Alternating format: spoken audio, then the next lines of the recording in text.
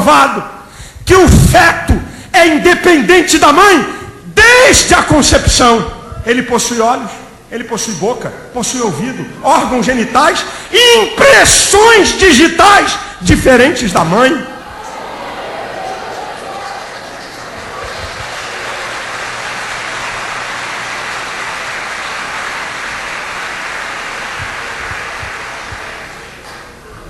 Escuta essa.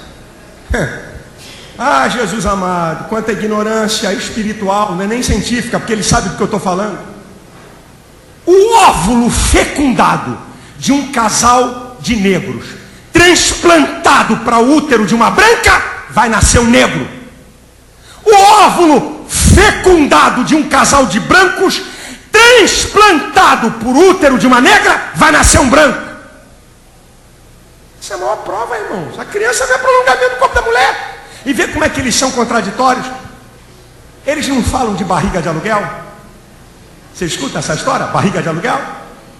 Isso é a prova que o óvulo fecundado, ele pode ser transplantado para o útero e ali se desenvolver. Mostra a independência desse ser. Ah, mas agora eu vou. Segura aí, feministas, que o couro vai comer no lombo de vocês. Não é aqui na igreja não, porque aqui tem femininas. Aqui não tem feministas não, aqui tem feminina.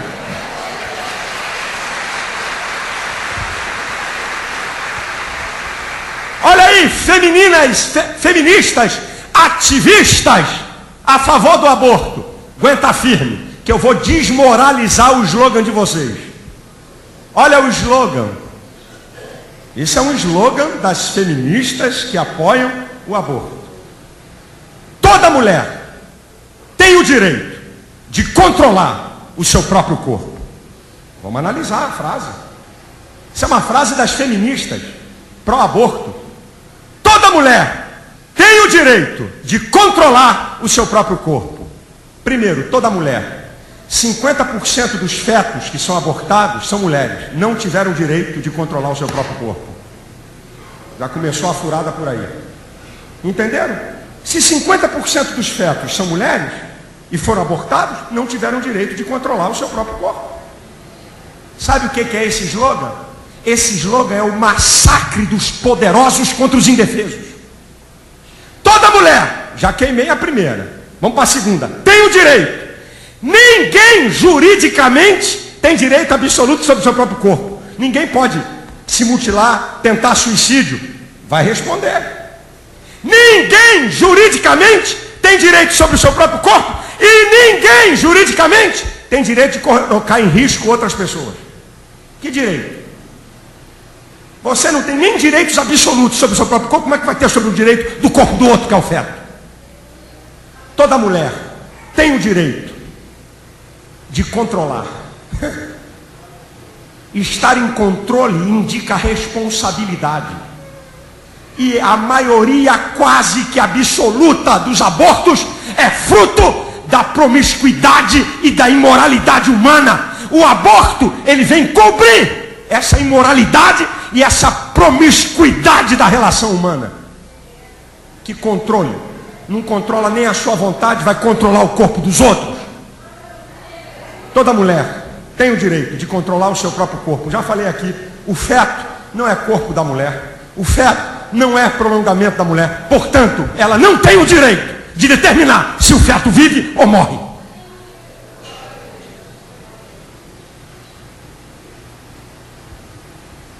Terceira consideração sobre aborto. A luta do feto para não morrer em processos abortivos. Houve um médico aborteiro nos Estados Unidos que enfiou uma câmera para filmar o aborto que ele ia fazer. O nome do filme é O Grito Silencioso. Ele não conseguiu ver o filme até o final. E nunca mais fez nenhum tipo de aborto. Eu queria ver, irmãos, eu queria ver a Globo, eu queria ver a televisão, eu queria ver o Congresso Nacional depois de ver um filme desse, O Grito Silencioso. Eu queria ver a sociedade depois de ver a luta do feto para não morrer. Se alguém apoiaria a ideia de aborto em qualquer instância. Eu queria ver. Porque aquilo que eu não vejo, eu não tenho culpa. Esse é um grande engano. A Bíblia diz em Hebreus 4,13 que não há nada encoberto diante dele. Todas as coisas estão nuas e patentes aos olhos daquele com quem temos de dar conta. Os métodos abortivos,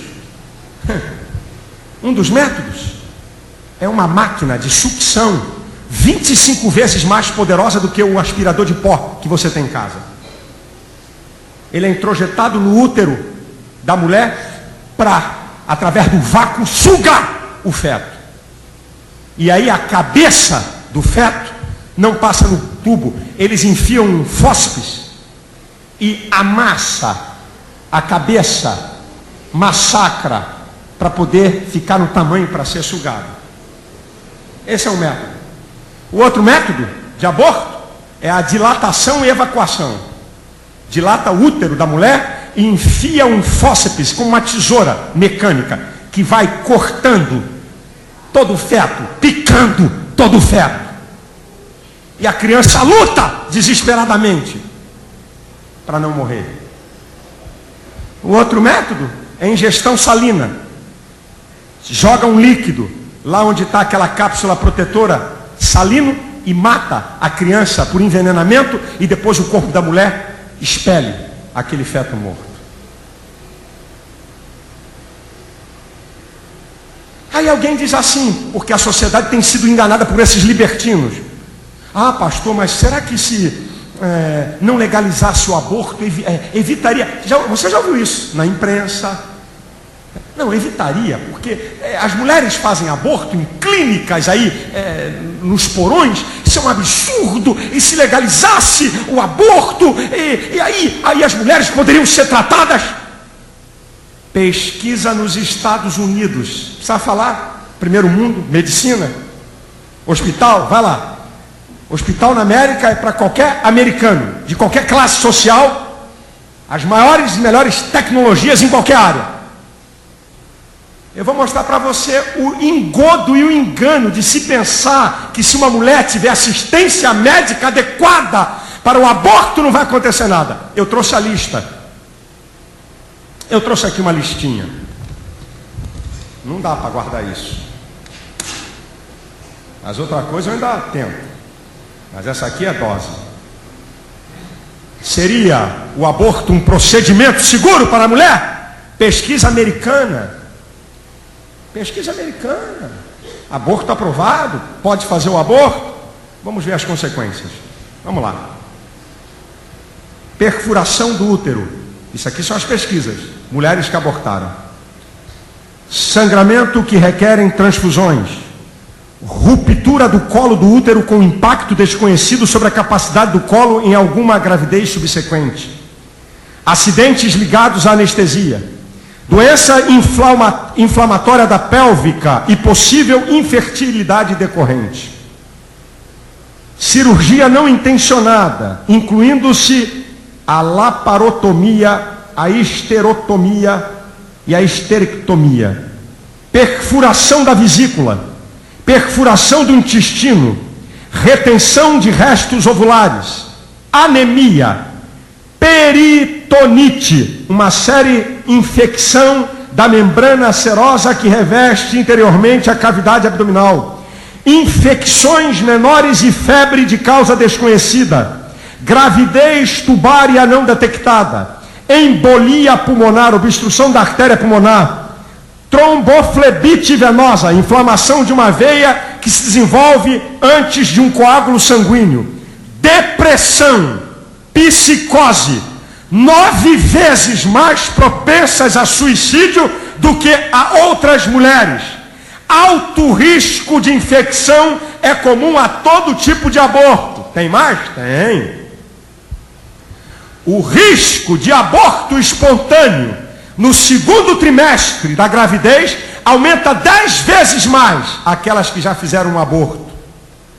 Além disso, deve-se deixar claro que o aborto de fato aumenta a chance de morte materna em qualquer gravidez futura. E também, o aborto é um peso psicológico tão profundo na consciência de uma mulher quando ela destrói uma gravidez. Quem te falou que é a segurança? Por mais que se aprove o aborto, que engodo, que engano, que rolo. Sabe quem é a maior prejudicada por esses libertinos que querem aprovar o aborto? É a própria mulher. É a própria mulher.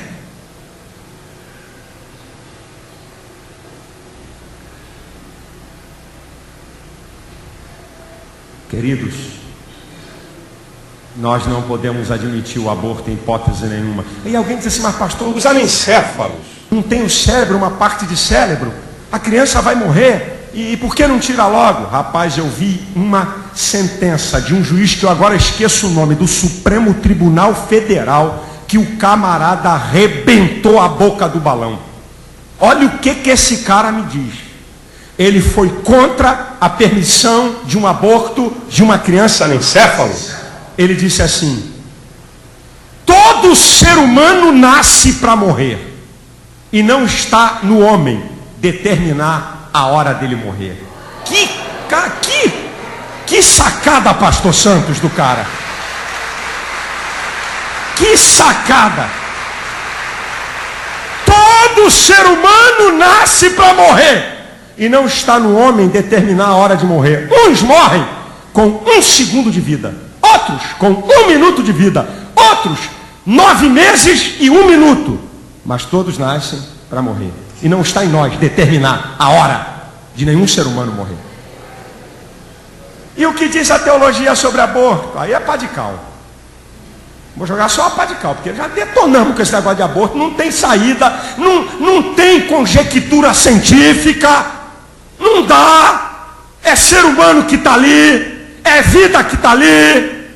A diferença entre o óvulo fecundado e você é o tempo e a nutrição, é a biologia, é a genética, é a embriologia, é a medicina fetal. A vida começa na concepção. E o que diz a teologia? O que a Bíblia fala sobre aborto? E eu vou terminar aqui com isso. No original do grego, no Novo Testamento, todas as vezes que a Bíblia fala falando de recém-nascido, falando de crianças maiores ou de feto, como João Batista no útero da sua mãe, utiliza a mesma palavra. Não há uma palavra diferenciando feto de criança. É a mesma palavra no original. Porque Deus considera o feto como um ser humano. Escuta o que eu vou te falar, meu irmão. Deus se relaciona com pessoas que ainda não nasceram. Você já leu o Salmo 139? Do versículo 13 ao 16? De modo terrível e maravilhoso eu fui criado. Maravilhosas são as tuas obras, e a minha alma o sabe muito bem. Os meus ossos não te foram encobertos quando entretecido fui criado, como nas profundezas da terra. Agora olha que coisa linda. Os teus olhos viram o meu corpo ainda informe. Está falando do embrião. O embrião até a 4ª ou 5ª semana é informe. Os teus olhos viram o meu corpo ainda informe. E todas estas coisas iam sendo anotadas no teu livro quando elas estavam sendo criadas dia a dia, sem que nenhuma delas ainda havia. Deus se relaciona com a vida intrauterina. Utiliza-se pronomes pessoais para o feto. Jeremias 1,5. Jeremias, eu te conheci antes do ventre da tua mãe. E antes que você saísse da madre, te santifiquei as nações. Isaías 49:1. Isaías, ele dizendo: eu fui escolhido desde o ventre da minha mãe, e nas entranhas da minha mãe, ele fez conhecer o meu nome. Tratamentos com pronomes pessoais para o feto, porque é uma pessoa, porque um embrião não pode se tornar outra coisa a não ser pessoa, então ele é pessoa, ele é tão humano quanto você. A Bíblia coloca o feto e o ser humano no mesmo patamar. Lá no Antigo Testamento,